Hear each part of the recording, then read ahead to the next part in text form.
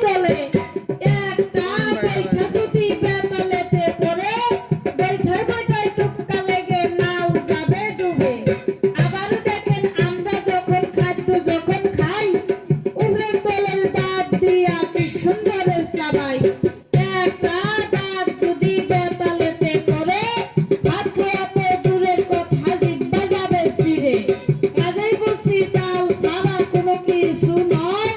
দুনিয়ার এই সব বস্তু তালের মধ্যে রয় ভাঙ্গা টুকা দেওয়া বলতে চাই ভাঙ্গা টুকা দেওয়া বলতে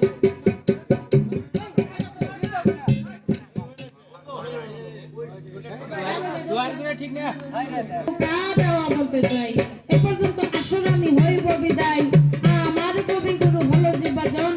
আমার কবিগুরু হলো জীবাজন খালি তাহার বসতবাড়ি জানে সর্বজন তিনার নাম হলো শামসুর সরকার তোমার চরণে ভক্তি রাখিলাম আমার না জানিয়া না শুনিয়া দিয়াছি সাঁতার ও কুল সাগরে যদি আমি ডুবে মরি তোর নামেতে কলঙ্কিনী হয়ে যাবে ভারী তবে এসবাতে আসেন যত মাতামাসিগণ সবার চরণে ভক্তি রাখিলাম এখন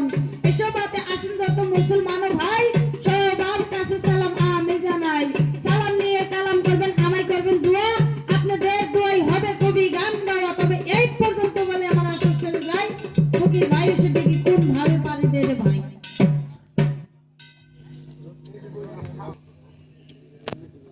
আমরা দুঃখিত সুরেত মারফতে কথা হয় তো খালি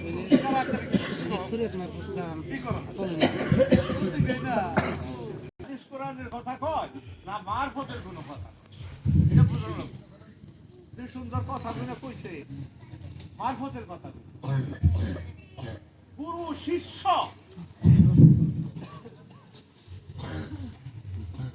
তুমিও মানুষ আমিও মানুষ তোমার কাছে আমার কে বয়স করার লাগে এটা তো মারফতের কথা